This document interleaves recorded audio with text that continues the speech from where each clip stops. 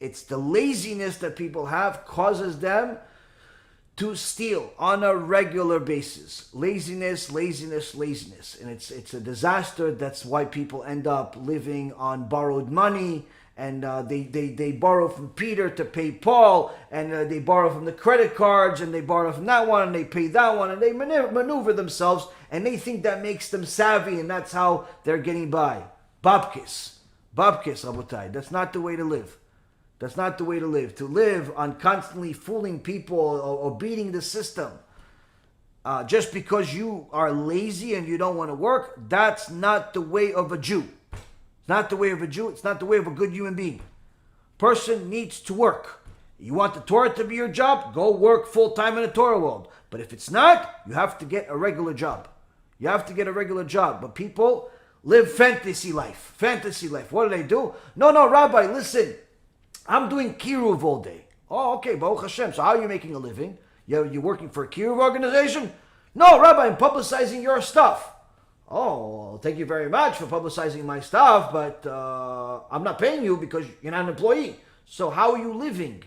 Oh, no, don't worry, Rabbi. I got a few things going on. And then you find out later on, 6 months, 8 months, a year later, where the guy's crying to you or the girl's crying to you. Hey, listen, Rabbi, can you do me a favor? Do you have maybe you can make me a campaign?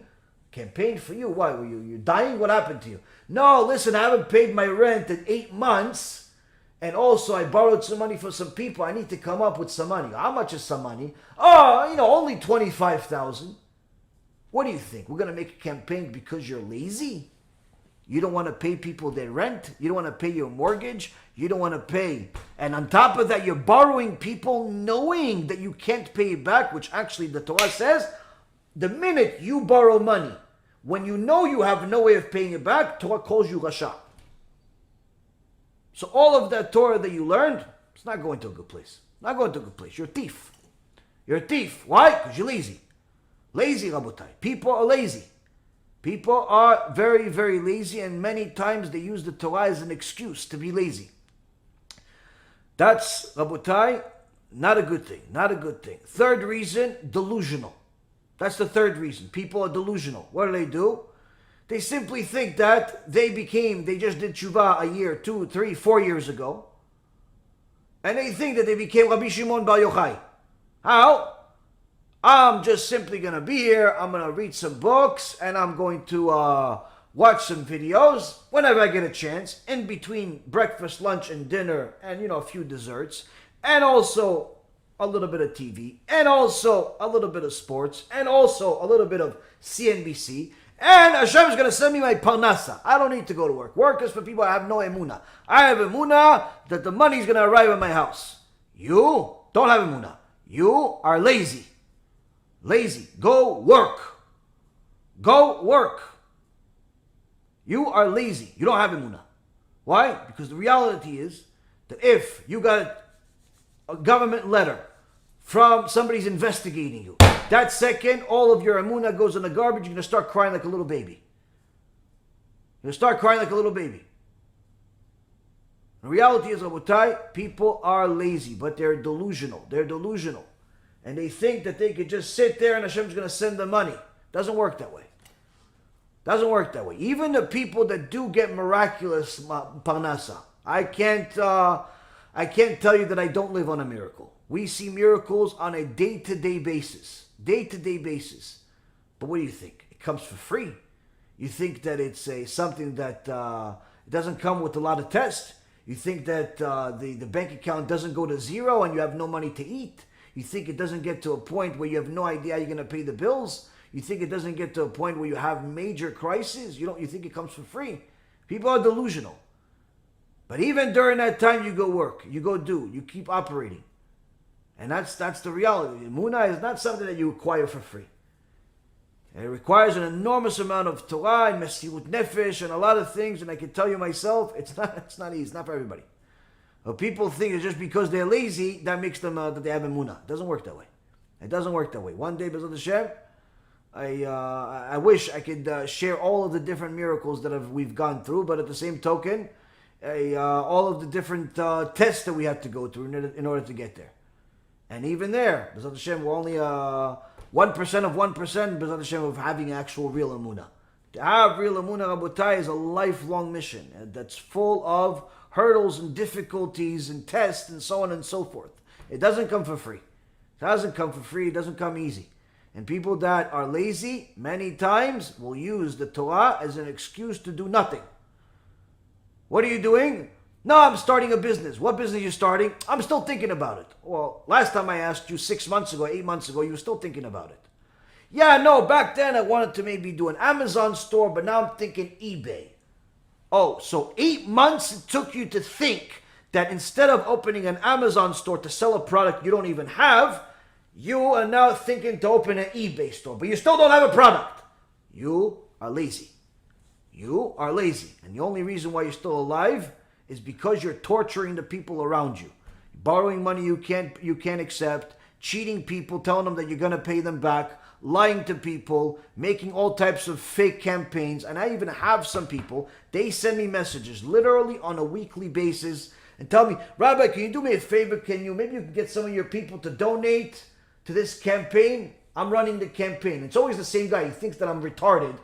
3-4 years already, he sends me these fake campaigns that he makes, and it's all him. But he says, oh, there's an anonymous family that, they don't want to disclose their name, but they're really struggling. They don't have any, money to pay the mortgage. Now you would think, oh, wow, Rabbi, you should feel remorseful about it. What? I don't feel remorse for that person. Why? He chooses to be that way. He sits at home, does nothing all day, instead of, other than gamble. Any dollar that he gets, he gambles, he steals, he does all types of horrible things. That's why he doesn't have any money. He has no bracha.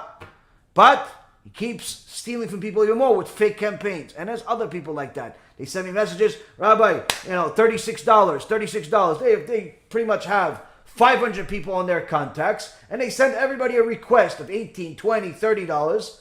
They don't have to work. Why? They figured that I'll send 500 requests, 10 people are going to answer me. I made my money for the week. Lazy people that are delusional, that are lazy, and that have a huge ego because they think everyone is stupid. Rabotai Yekarim, do not put yourself in that position. And if you identify yourself in any aspect of what I just said for the last hour, correct it immediately. Correct it immediately. Do not have any stolen money on your hands. Not because you're lazy, not because you're delusional, and not because you're egotistical and you think that the world owes you something and therefore that gives you the right to steal from them. It's very important to have a clean business, a clean way to make a living, and most importantly, clean hands. Clean hands. And if you don't have clean hands because you've made some mistakes, no problem. Fix it immediately. Fix it immediately. Fix it immediately. Sometimes I talk about this subject, tell people, listen, you have stolen money, give it back right away. Give it back right away. And some people don't have the money, but some people do have the money. Listen, Rabbi, I did this, and this, and I stole, I have like $20,000 in the bank, but if I pay this $10,000 right away, it's half my money. Can I just make payments? That's a stupid person. That's a stupid person. Why? You have the money that you stole. And not only that, you have even more than the money that you stole. And you're thinking, let me just make some payments. Who guarantees you that you're going to live long enough to make all those payments? And the best part is, usually it's small, tiny payments, where it's going to take them 1,000 years to pay it back. That's an egotistical person who thinks God is stupid. Not only the people, God is stupid. That's what he thinks. Rabotai, I'm telling you again, do not be such a person. Do not be such a person. You have to know it is critical for a person to combine his Torah with a way to make a living. If you don't have a way to make a living, you have to find one.